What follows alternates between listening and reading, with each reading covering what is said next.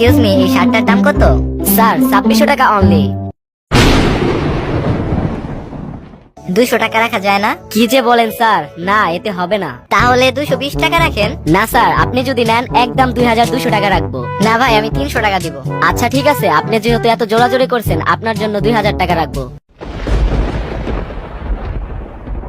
ভাই, আমার ঘরে ছোট ছোট দুইটা বাচ্চা, ওরা শখ করেছে আমাকে লাল শার্ট পরে দেখবে, দেন না ভাই? ও আচ্ছা, তাহলে এই ব্যাপার। আচ্ছা ঠিক আছে ঠিক আছে, তাহলে আপনি আমাকে 600 টাকাই দিন।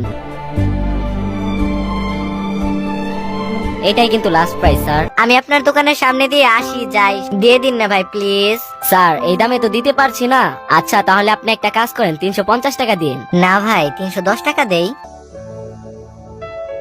স্যার 330 টাকা লাস্ট, এর থেকে 1 টাকাও কমে দিতে পারবো না। আচ্ছা, আপনারটাও ঠিক আছে, আমারটাও ঠিক আছে, 320 টাকা দিচ্ছি। 320 টাকা দিবেন? আচ্ছা যান দিন।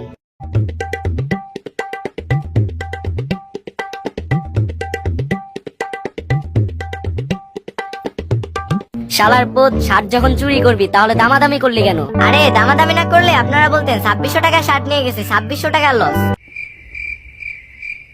তাই দামাদামি করে আপনাদের লস কমিয়ে দিলাম, মাত্র 320 টাকা লস হয়েছে। I got broads in Atlanta, just to lean the family.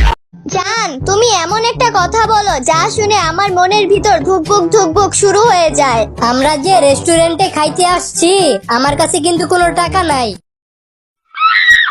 কি রে বল্টু, তোর মন খারাপ কেন?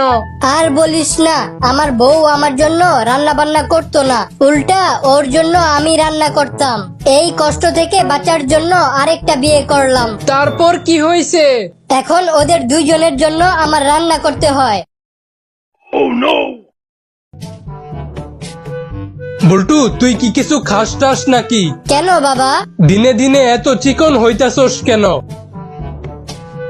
বল্টু, তুই কি কিছু খাস না? কেন স্যার? তুই তো চিকন হয়ে যাইতাছস।